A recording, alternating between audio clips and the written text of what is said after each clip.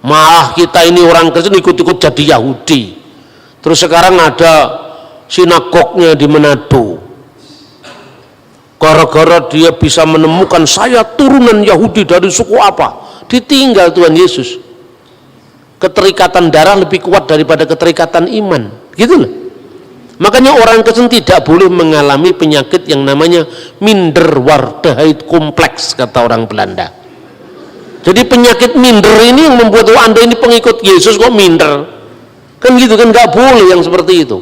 Nah, saudara-saudara yang terkasih dalam Tuhan, dengan munculnya agama Islam, kota Yerusalem punya status baru, yaitu kota suci ketiga setelah Mekah dan Madinah.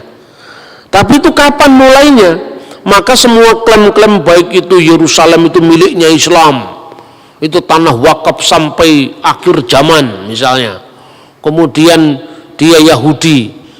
Untung orang Kristen tidak terlalu ikut mengklaim. Karena apa? Bagi orang Kristen, Yerusalem baru itu lebih penting ketimbang Yerusalem sekarang. Sekalipun keterikatan kita dengan Yerusalem lama ini tetap ada, karena ini historis sifatnya, sejarah sifatnya, antara nubuat dan penggenapan, antara simbol dan hakikat. Makanya tidak mungkin ada perjanjian baru tanpa perjanjian lama. Tidak mungkin ada Israel baru yang disebut gereja tanpa Israel yang lama. Sedangkan simbolnya aja mulai Pesah, Paskah juga sama kok. Kitabnya orang Yahudi utuh-utuh kita terima tanpa revisi apapun. Soal beda terjemahan itu lazim lah. Yang luar biasa kan gini, orang dituduh kitabnya palsu. Ini pembahasan besok. Bayangkan 2000 tahun lebih Samaria Yahudi berpisah. Kurang dari 2000 tahun, sejak tahun 90 Masehi Kristen dan Yahudi berpisah. Tapi Tauratnya masih sama, yaitu Taurat Musa itu loh, dari Kejadian, Keluaran, Imamat, Ulangan, Bilangan, Ulangan, sama. 2000 tahun berpisah, Tauratnya Yahudi, Tauratnya Samaria, dan Kristen sama. Cuma orang Samaria tidak percaya dengan Yosua terus sampai Maleakhi, dia tidak percaya. Karena apa? Nah, kalau dia percaya kan Yosua itu akhirnya tibanya Yerusalem. Wah, kalau kitab Yosua tibanya di Yerusalem, padahal Yerusalem tidak dia kehendaki sebagai kota suci. Bagian-bagian pertama kitab Yosua dia ambil ditempatkan setelah pasal 34 kitab Ulangan. Jadi bukan Taurat Samaria berbeda atau 6.000 ayat yang berbeda, bukan 6.000 ayat-ayat dari awal kitab Yosua diambil sama dia utuh-utuh ditempatkan setelah pasal 34. Makanya jumlahnya lebih banyak. Kenapa? Karena dia tidak mau pilih semua Yosua, apalagi nabi-nabi, karena arahnya kok semua membenarkan Yerusalem gitu lah. Kira-kira seperti itu. Tapi yang penting dasar Tauratnya itu tidak berbeda. Orang ya Samaria punya Paskah, Yahudi punya Paskah, Kristen juga menggenapi Paskah itu dengan Paskah Kalvarinya Yesus. Nah, kalau orang Islam boleh aja dia menerima Taurat, boleh saja, tapi kan Taurat yang dibayangkan sendiri, Taurat yang diturunkan kepada Nabi Musa lewat malaikat Jibril. Namanya kepercayaan itu kan hak asasi setiap orang. Tapi kalau saya katakan kami juga punya Taurat Pak, saya bilang ya, tapi Tauratmu Taurat dari alam lain, karena nggak pernah eksis. Tauratnya Islam kan Taurat dari alam lain, kan nggak punya eksistensi sama sekali. Dia hanya mengandaikan ada Taurat yang digambarkan, diwahyukan, tapi dia menolak Taurat yang ada sekarang dengan tuduhan pemalsuan. Yang justru ajaibnya itu apa? Kristen, Yahudi, Tauratnya masih sama. Tafsirannya beda, ya tafsirannya beda. Sesama Kristen aja, Katolik sama Protestan juga beda tafsir kok. Apalagi beda. Satunya tidak percaya Yesus, satunya percaya Yesus, tapi kitabnya masih sama, itu luar biasa itu. Nah, ini menjadi bukti bagaimana Alkitab itu tidak berubah. Secara khusus tentang Yerusalem, orang Yahudi punya keterikatan dengan Bait Allah, khususnya Hakotel Hama'arafi, yaitu tembok barat yang dikenal dengan Haitun al-Mubaka. Orang Islam punya sejarah sendiri yang dikaitkan dengan kunjungan Nabi Muhammad secara meta historis bukan secara historis, itu meta historis, karena itu kan pengalaman iman kan terhadap kota suci Yerusalem. Lalu apa? Katanya secara meta historis Nabi Muhammad naik dari Masjidil Aqsa itu ke Sidratul Muntaha secara meta historis. Ya, makanya di atas tempat di mana menurut pandangan Islam dulu Nabi Muhammad naik ke Sidratul Muntaha, kemudian sejak zamannya Khalifah Abdul Malik bin Marwan tahun 695 didirikan masjid yang dikenal Dome of the Rock, Masjid Qubatus Sokroh, Masjid Kubah Biru, Kubah Emas, Masjid Kubah Emas. Lalu kira-kira tahun 705 anaknya dari Abdul Malik bin Marwan namanya Khalifah Walid bin Abdul Malik bin Marwan mendirikan satu masjid yang dinamakan sesuai dengan ayat Al-Quran, Maha Suci Allah yang telah menjalankan hambanya pada malam hari dari Masjidil Haram ke Masjidil Aqsa. Berdasarkan kata Masjidil Aqsa yaitu masjid yang jauh, Khalifah Walid bin Abdul Malik bin Marwan jauh setelah zaman Nabi Muhammad menamakan masjid ini berdasarkan surat Isra tadi, dinamakan Masjidil Aqsa tahunnya 705. Sementara Nabi Muhammad meninggal 632. Maka saya gunakan kata-kata meta historis, ya. Seperti itu, Saudara. Maka bagaimanapun alasannya, orang Islam mengakui itu sebagai tempat suci. Orang Kristen dia punya Golgota juga di dekatnya Bait Allah itu. Tapi karena orang Kristen memahami Yesus tidak ada di sini lagi, dia sudah bangkit. Dia secara emosional tidak terlalu terikat pada kota Yerusalem. Dia terikat pada nama Tuhan Yesus, lebih terikat pada peristiwa kebangkitan Yesus itu. Meskipun orang Kristen juga sangat mencintai kota Yerusalem karena eksistensi Golgota ada di sana. Nah, jadi tiga kelompok ini memiliki pengalaman historis terhadap kota suci Yerusalem. Lalu Palestina dan Israel secara politik, bagaimana dia memahami klaim-klaim ini kan? Ya. Lalu klaim historis itu miliknya Palestina atau miliknya Israel? Kita uji pertama. Sekarang kita uji klaim Israel dulu. Orang Israel selama 2000 tahun mereka selalu berdoa, berharap, mendamba. Mereka selalu mengatakan tahun ini kita di sini lasana habba'ah Yerusalem, tapi tahun depan kita di Yerusalem. Itu bukti liturgis bahwa mereka selalu merindukan kota Yerusalem sekalipun mereka terserak-serak di seluruh dunia. Yang kedua, di dalam teks yang tadi sudah saya kutip yaitu Megillat Ta'anit, gulungan puasa. Orang Yahudi mengakui dokumen itu tahun 160 Bait Allah diruntuhkan, dibakar dengan api tepat di tanggal 9 bulan Ab atau tanggal 5 Agustus tahun 70 Masehi sekitar sembahyang Minkah yaitu jam 3 petang. Tanggalnya, tahunnya sampai jamnya dicatat loh saudara-saudara. Artinya kalau orang yang tidak terlibat betul dalam pengalaman sejarah Yerusalem pasti tidak bisa menulis seperti itu. Iya kan? Itu satu. Bedakan dengan pengalaman metahistoris kaum Islam tadi. Identifikasi kota Yerusalem itu terjadi baru sejak zamannya Khalifah Abdul Malik bin Marwan. Penamaan Masjidil Aqsa itu dinamakan berdasarkan Quran. Jadi namanya sudah ada, masjidnya belum ada. Artinya ini berbeda dengan pengalaman orang Yahudi di mana jamnya, tanggalnya, tahunnya, ritualnya masih ada sampai hari ini yang namanya puasa perkabungan Tis'a B'Ab. Kemudian data di luar Alkitab. Data di luar Alkitab, pertama saya menemukan prasasti yang ditulis oleh Fir'aun Merenpetah.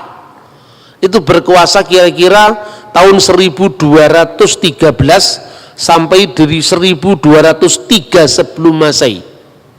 Dalam prasasti Fir'aun Merenpetah itu disebutkan Zir-Il, maksudnya Israel, Zir-Il Plat Ben Perat. Israel telah dibiarkan gersang, benihnya tidak ada lagi. Ini setelah peristiwa Eksodus. Jadi Fir'aun merenpetah itu hidup setelah Fir'aun Exodus yang menceritakan penaklukan terhadap Yerusalem, terhadap Israel. Kemungkinan dia telah menyerang wilayah Israel yang waktu itu sudah menetap jadi wilayah atau kekuasaan bangsa Israel pada zaman setelah Yosua. Itu bukti-bukti di luar teks kitab suci. Kedua, bukti-bukti dari zaman setelah Raja Daud, yaitu prasasti batu Mesa Stone yang ditemukan di Yordan. Kalau saudara pergi ziarah ke Israel, Anda akan menemukan replikanya itu di Gunung Nebo, di gereja Fransiskan Katolik. Di situ ada data arkeologinya yang namanya batu Mesa. Di situ tertulis itu zamannya Israel sudah terbelah menjadi dua. Israel di Samaria, Yehuda di Yerusalem. Kira-kira prasasti itu muncul tahun 850, ada kata-kata Omri Melek Yisrael. Omri Raja Israel. Jadi artinya Israel sebagai negara yang berdaulat dengan teritorial tertentu itu sudah ditulis dalam prasasti Merenpetah dari abad 12 sebelum Masehi. Bahkan ada tertulis dalam inskripsi-inskripsi dari musuhnya Israel, yaitu Raja Mesa, yang kisahnya juga ada dalam Alkitab. Itu disebutkan prasasti batu Mesa itu 850 sebelum Masehi. Nah sekarang kita menguji bagaimana klaimnya Palestina. Yang disebut Palestina itu pertama kali muncul kalau data biblical itu dalam kitab Kejadian pasal 10 ayat 13 sampai 14. Di situ disebutkan Filistin. Kata Filistin, Palestina, Filistin adalah keturunan Kaslihim. Kemudian Ulangan pasal 2:23 dia menyebut tentang orang-orang Filistin dari Kaftor. Kaftor itu Yunani. Dari Kaftor, ya. Termasuk 5 kota kuno yang disebut Pentapolis. Polis itu kota, penta itu 5. Apa itu? Gaza, Askelon, Asdod, Ekron, dan Gad. Makanya kita melihat Goliat dari Gad. Itu menjadi wilayahnya orang Palestina. Wilayahnya di mana? Dari seberang selatan ke utara, dari lembah Gaza hingga sungai Yarkon. Tetapi orang Palestina yang disebutkan di sini tidak pernah eksis jadi sebuah negara. Hanya pendatang baru dari Kaftor. Maka di dalam terjemahan Alkitab Septuaginta mereka disebut dengan 3 nama. Pertama, Pulistin, Palestina. Helenas, orang-orang Yunani karena mereka datang dari wilayah Yunani. Atau Alopuloi, bangsa-bangsa lain, sebagai terjemahan dari kata-kata Goyim. Jadi termasuk orang Goyim di luar Israel. Penemuan arkeologi akhir-akhir ini menunjukkan bahwa tempat-tempat di wilayah misalnya Asdod, Askalon, Gad itu banyak ditemukan tulang-tulang babi. Artinya apa? Daerah itu pasti dulu daerah yang dihuni oleh orang-orang Filistin purba. Nah pertanyaannya, Filistin purba ini tidak pernah eksis jadi negara. Berarti berbeda dengan Israel yang jelas eksis jadi negara. Prasasti Merenpetah, prasasti batu yang ditemukan di Yordan tadi, batu Mesa di Yordan, Mesa Stone. Jelas itu ada eksistensi sebagai negara. Sementara Filistin itu adalah pendatang.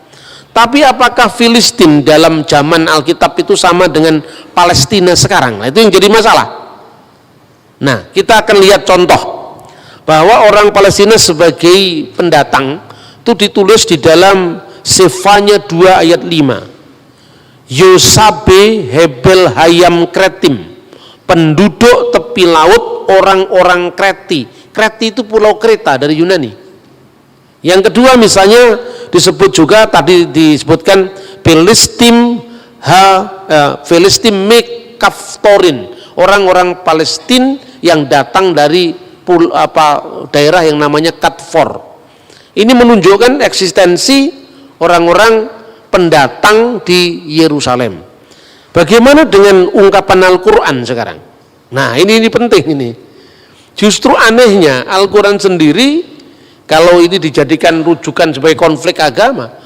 Justru di dalam Al-Quran surat Al-Maidah ayat 21 menegaskan bahwa kepada Musa, kaumnya Musa telah diberikan tanah suci, yaitu Israel. Disebutkan di dalam surat Al-Maidah 21 digambarkan Nabi Musa itu menyampaikan kepada kaumnya, ya qaumi udkhulu al-ardal muqaddasal lati kataballahu lakum. Wahai kaumku, ya qaumi, udkhulu masuklah al-ardal muqaddas, ke tanah suci, allati yang oleh Allah kataballahu lakum, diberikan kepadamu. Nah, bagaimana teks ini kemudian dipahami oleh orang-orang pejuang Hamas Palestina sekarang? Sejak orang-orang Israel menolak Muhammad sebagai nabi terakhir, maka perjanjian ini sudah batal katanya. Dan sekarang tanah Palestina itu sebagai tanah wakaf yang diberikan oleh Allah kepada umat Islam sampai akhir zaman. Itulah. Jadi ini Quran ini katanya batal karena sejak orang Yahudi menolak Isa Al-Masih dan Muhammad, itu kira-kira. Nah itu satu. Kemudian kalau Palestina itu, Palestina modern, memakai dalil agama untuk menguasai Israel, maka mereka harus mau disamakan dengan apa yang dikenal dalam Quran kaum raksasa, kauman jabarin. Kauman jabarin, orang-orang raksasa yang diusir dari tanah suci bersamaan dengan masuknya kaum Musa, dan itu disebutkan di dalam surat Al-Maidah ayat 22. Kacau kalau itu dilakukan, kalau dalil agama. Israel terlalu kuat dalilnya, baik dalil itu hukum internasional maupun data sejarah di luar Alkitab maupun data sejarah Alkitab, bahkan Quran sendiri menyebut itu adalah miliknya Israel. Kan gitu kan? Nah ini repot. Dan yang ketiga sekarang, nama Palestina modern itu yang dikenal sekarang, apakah itu sama dengan Filistin? Ternyata tidak. Karena apa? Setelah runtuhnya Bait Allah tahun 70 Masehi, kira-kira tahun 136 Kaisar Hadrianus menguasai Yerusalem secara lebih keras lagi. Pasca pemberontakan Bar Kokhba itu oleh Rabi Yahudi saat itu ditahbiskan jadi putra bintang, itu adalah Mesias. Tapi ketika Bar Kokhba kemudian ditundukkan oleh Romawi, maka orang-orang Yahudi semua terusir semua. Saat itu nama Israel harus terhapus dari peta sejarah. Makanya dibuat sebuah strategi untuk menghapuskan negara Israel. Nah, pada zaman dahulu Israel kan dijajah oleh Romawi. Pada saat kematian Herodes Agung, ketiga anaknya diberikan warisan oleh pemerintah Romawi karena bangsa Yahudi tidak suka dan ketiga anak Herodes Agung ini, yaitu Herodes Antipas, kemudian Herodes Archelaus, kemudian Herodes Philippus. Mereka tidak setuju dengan tiga-tiganya, tapi dipaksa jadi tiga. Yang pertama wilayah Galilea yang diperintah oleh Archelaus, wilayah satunya wilayah Antipas yaitu adalah wilayah Yudea, dan wilayah Samaria. Ketiganya ini diberikan pada anak-anak Herodes. Pada waktu Kaisar Hadrian dengan para jenderalnya menguasai Yerusalem, akhirnya apa? Terjadi perluasan kota. Jadi wilayah Yudea dijadikan provinsi, wilayah Galilea dijadikan provinsi, wilayah Samaria, dataran tinggi Golan dijadikan provinsi. Maka wilayah Syria digabung dengan wilayah Yudea, dan namanya adalah Syria Palestina. Nama Palestina justru yang mengangkat itu adalah kaisar pagan yang namanya Hadrianus. Maka wilayah Syria, untuk menggantikan nama Israel, menghapus dari muka sejarah, diperkenalkan istilah baru yaitu Syria Palestina. Itu abad kedua. Kota Yerusalem harus terhapus dari peta, karena selama ada impian tentang kota Yerusalem, atau tanah Israel, nanti orang Yahudi terus menerus mengatakan lesana habba'ah birusalaim, tahun depan kita di Yerusalem.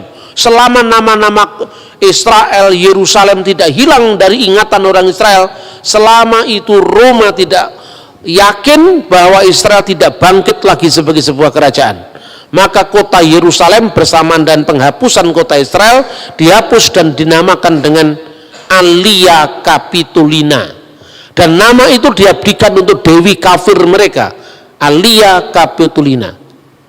Menariknya, kata Yerusalem tidak muncul dalam Al-Quran, tidak muncul dalam hadis. Al-Quran tidak muncul satu kata pun tentang kata Yerusalem. Kalau Israel ada, ya Bani Israel, tapi kata Yerusalem tidak muncul. Tradisi Islam kemudian setelah Quran dan setelah hadis menyebut Yerusalem dengan Al-Quds, kota suci. Al-Qudus, kota suci. Karena Yerusalem menjadi kota suci ketiga setelah Makkah Al-Mukarramah, Madinah Al-Munawwarah, dan Al-Quds, yaitu kota suci ketiga, kota Yerusalem. Yang menarik, perjanjian Umar bin Khattab ketika memasuki kota Yerusalem, dia adalah sahabat Nabi setelah Abu Bakar, kemudian Umar. Lalu pada zaman Umar dia melakukan Mistaq al-Umariyah, yaitu perjanjian atau konstitusi Umar. Dia menyebut kata Yerusalem penduduk Ilia, dan kata Ilia itu ada dari kata Alia Capitolina. Jadi artinya justru data dari sumber sejarah Islam klasik malah tidak menyebut kota Yerusalem sesuai dengan nama yang diberikan dari Taurat, kota Salem, dan nama yang diberikan kitab nabi-nabi, Yerusalem. Tapi nama yang diberikan oleh Kaisar Pagan yaitu Elia, Alia Capitolina. Maka segala macam identifikasi secara teologis dari Quran maupun dari sejarah Islam akan merugikan Palestina. Karena apa? Yang jelas Quran tidak menyebut kata Yerusalem. Quran malah menyebut kata tradisi Islam, kemudian malah menyebut kota Alia, dan Alia itu membenarkan Alia Capitolina. Kalau dia menyebut Filistin, itu sama dengan tadi kaum raksasa yang dikalahkan Daud, yaitu Goliat. Dan itu ada dalam surat Al-Maidah, kaum raksasa yang diusir dari kota tanah suci begitu kaum Musa memasuki kota suci itu. Ini sulitnya identifikasi keagamaan bagi perjuangan Palestina. Lalu sisa satu lagi, kalau gitu apa yang harus dilakukan? Ya lihat dari hukum internasional sekarang. Satu-satunya begitu, tidak bisa pembenaran secara agama. Kalau pembenaran agama, Israel pasti menang. Wong jelas itu datanya tidak hanya ada dalam kitab suci, baik Taurat, Injil, Quran, bahkan catatan-catatan sejarah yang menunjukkan bahwa bangsa Israel memang eksis sebagai bangsa. Tetapi hukum internasional memang tidak memiliki aturan yang jelas. Bagaimana kalau sebuah negara 2000 tahun sudah hilang kemudian kembali? Lah ini hanya ada di dalam rencana Tuhan, tidak ada di hukum internasional ini. 2000 tahun sudah meninggalkan kota Yerusalem, jadi masalah. Di situ sudah pernah diduduki orang Roma, setelah Roma Persia, setelah Persia Roma lagi, setelah Roma kemudian Arab. Setelah Arab, kan bangsa Arab itu menduduki ketika zamannya dinasti Umayyah, zamannya Khalifah Abdul Malik bin Marwan. Lalu dinasti Umayyah runtuh jadi dinasti Abbasiyah, kemudian dinasti Mamluk Mesir. Terakhir adalah dinasti atau kekalifan Ottoman. Kekalifan Ottoman itu Turki modern.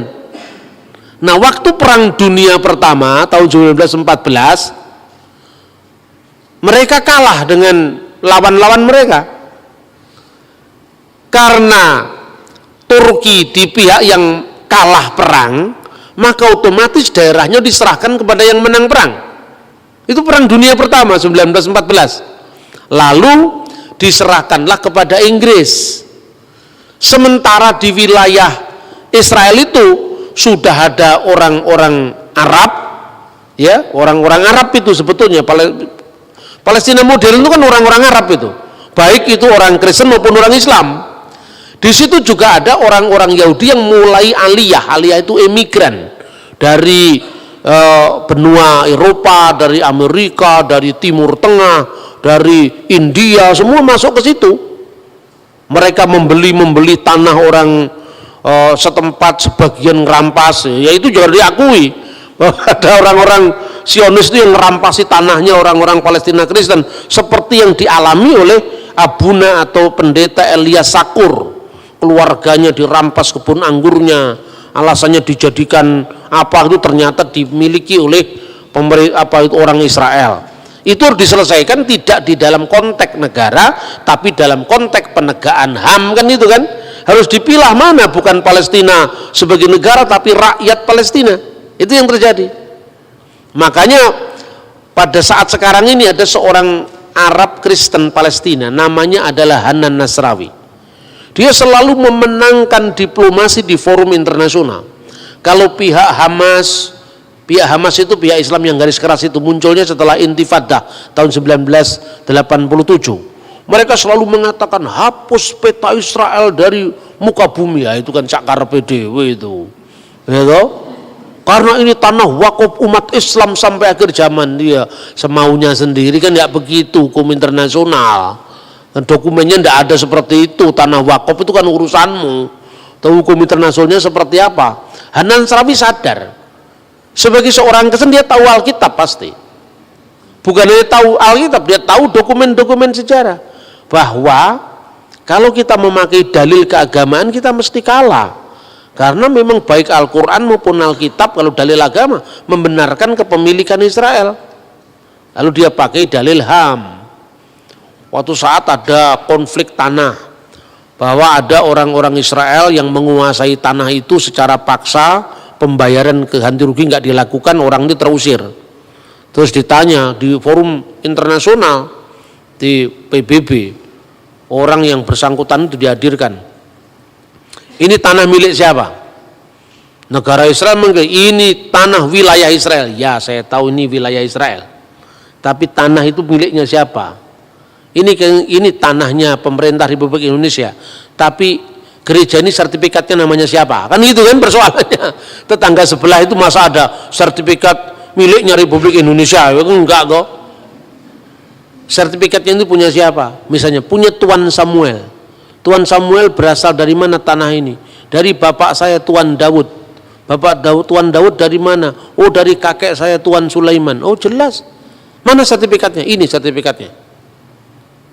Sertifikat ini tidak dicabut ketika Israel menguasai tempat ini. Terus kemudian forum internasional mengatakan, serahkan ini kepada yang punya. Bahwa wilayah ini sekarang menjadi wilayah Israel, itu no problem. Silahkan, wong itu wilayah negara. Tapi sertifikatnya siapa? Ya orang ini serahkan. Kalau kamu mau beli, ya beli dengan harga yang layak. Itu yang terjadi. Jadi antara penyelesaian secara HAM, secara pribadi, dengan penyelesaian secara politik.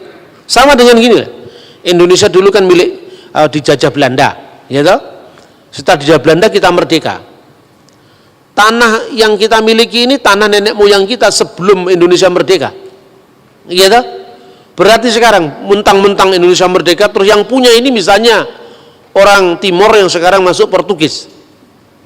Kemudian dikatakan, oh tidak bisa, kamu orang Timur, ini tanah orang Timur. Ini tanah sekarang miliknya Republik Indonesia. Betul Pak, ini miliknya Republik Indonesia. Tapi ini yang beli kakek saya Pak. Lah kamu warga negara apa? Warga negara Timur. Iya kan sejak zamannya Pak Habibie Timur lepas dari Indonesia. Ini negara ini menguasai milik saya. Ini jelas ini pembelian dari kakek saya, kira-kira seperti itu.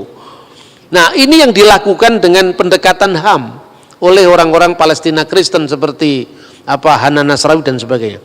Tapi sekarang kita runut bagaimana sejarahnya Israel secara modern. Setelah tahun 1914 Turki kalah perang, Palestina diserahkan kepada Inggris karena pihak pemenang. Lalu Inggris mengeluarkan mandat yang namanya Deklarasi Balfour. Deklarasi Balfour itu dikeluarkan tahun 1917 dengan ketentuan bahwa tempat ini Israel adalah tanah air bagi bangsa Yahudi.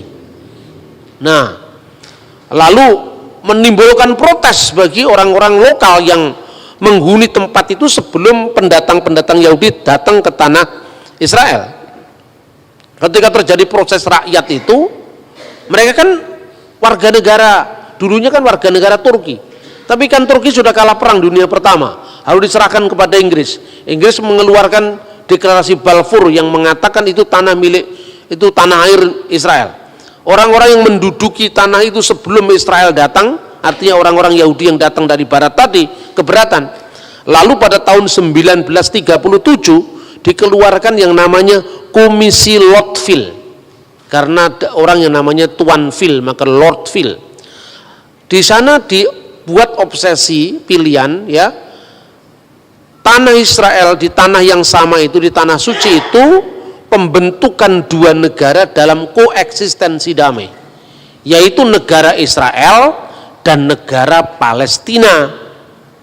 Itu ditawarkan tahun 1947, dikeluarkan lagi resolusi PBB 181 yang mengatakan mengulangi kembali solusi dua negara.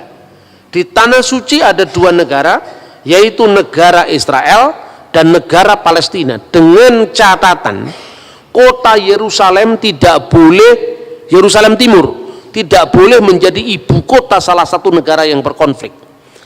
Yerusalem Timur harus ditentukan statusnya secara hukum internasional sebagai corpus separatum, sebagai bagian yang terpisah di bawah hukum internasional.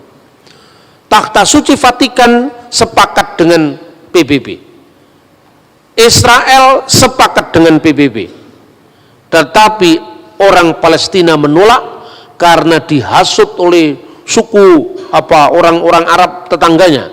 Oh, tidak bisa, mereka tidak mau terima. Status wilayah tanah suci itu statusnya kosong kekuasaan. Karena apa? Ini kan statusnya masih di bawah mandat internasional, mandat Inggris yang memenangkan perang dunia pertama, kan itu kan? Berarti statusnya apa? Statusnya dia kosong. Ketika orang-orang Palestina masih sibuk menolak dan mereka punya agenda menghapus Israel dan tidak ada negara Israel sampai kapanpun juga di wilayah Palestina.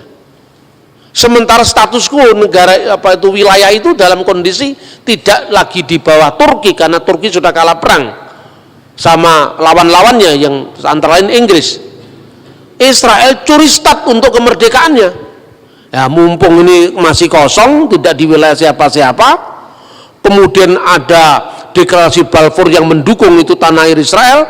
Soal Palestina nanti mau terima atau tidak urusan lain, yang penting sudah ada jalur hukum bahwa ini adalah statusnya kosong, maka dia proklamirkan kemerdekaan 14 Mei 1948. Itu kira-kira seperti itu loh. Jadi kalau saya membahasnya kan netral, saya ngomong sejarah ya sejarah. Begitu 14 Mei 1948 negara Israel diproklamirkan, negara-negara Arab mengeroyok Israel. Salah satunya Libanon, Suriah, Irak, Yordan, Mesir, dan Saudi Arabia. Negara-negara Arab yang mengeroyok Israel itu tidak semuanya Islam. Libanon mayoritas Kristen waktu itu. Jadi tidak bisa kita batasi hanya konflik agama. 5 negara tadi kalah semua sama Israel, dan ini orang yang heran, pengamat militer juga heran. Ini negara kecil baru bangkit begitu, kok bisa menang sama negara-negara raksasa dari 5 negara loh, Lebanon, Suriah, Irak, Yordan, Arab Saudi. Bahkan kemenangan itu telah menambah wilayah yang dulu kan ditentukan ini wilayah Israel, ini wilayah Palestina oleh mandat PBB. Resolusi 181. Dengan kemenangan perang itu dia menambah wilayahnya 50% lebih. Jadi dari dulu yang menjadi wilayahnya Palestina sekarang menjadi wilayah Israel. Lah, ini kan bukan pencaploan, ini menang perang kok. Salahnya sendiri kamu menolak kemarin. Kalau kamu menerima opsi 2 negara, selesai kan wilayah masing-masing. Lah ini kamu menolak, kemudian kamu ngelawan kami, kemerdekaan kami perang dan kamu kalah. Lah ketika kalah kan kemudian wilayah yang dimenangkan tadi secara hukum internasional diakui sebagai pemenang perang. Seperti kasusnya menangnya perang Inggris dan sekutunya atas Turki dan sekutunya. Gitulah kira-kira. Nah, perlawanan tidak berhenti. Mulai muncul selain perang tahun 48, lalu disusul lagi perang 6 hari tahun 1967, terakhir perang Yom Kippur 1973. Di peperangan Yom Kippur itu menarik. Orang Yahudi pada masa raya kan tidak boleh perang, diserang mendadak, tapi ya menang akhirnya. Nah, ketika Israel itu menang, ini menjadi problem bagi negara-negara itu. Kemudian perjanjian terus dilakukan. Muncullah Yasser Arafat.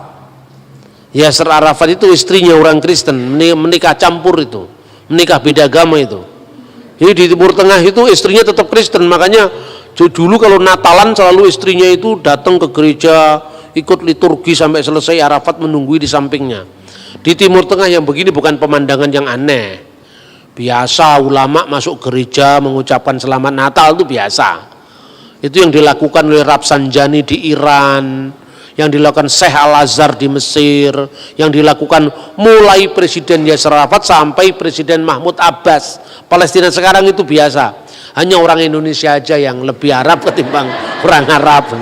Tapi ya sudah, ini kan urusan akidah masing-masing, silakan lah. Saya cuma membandingkan bahwa mengucapkan selamat Natal di negara-negara Arab itu bukan hal yang aneh itu loh. Kemudian solusi dua negara tadi diterima oleh Arafat. Arafat menerima solusi dua negara, tapi pada pihak lain tetap intifada jalan. Artinya ada orang Palestina moderat di garisnya Fatahnya Arafat ini, lalu orang Palestina yang garis keras, faksi agama, melahirkan yang namanya Hamas. Pada saat keras-kerasnya intifada itu tahun 1987. Akhirnya sejak saat itu Palestina terbelah menjadi dua, yaitu faksi Hamas dan faksi Fatah. Itu yang terjadi seperti itu. Nah, pada saat sekarang ini setelah pemilu tahun 2006 ya, kemudian sebelum itu ya tahun 80-an itu sampai Presiden Anwar Sadat mati terbunuh itu kan karena perjanjian damai dengan Israel.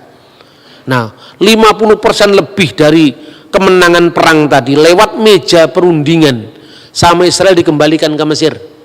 Maka Sinai saya kembalikan, ya, wilayah Yordan juga ini milik kamu, tapi kamu jangan ganggu saya lagi ya.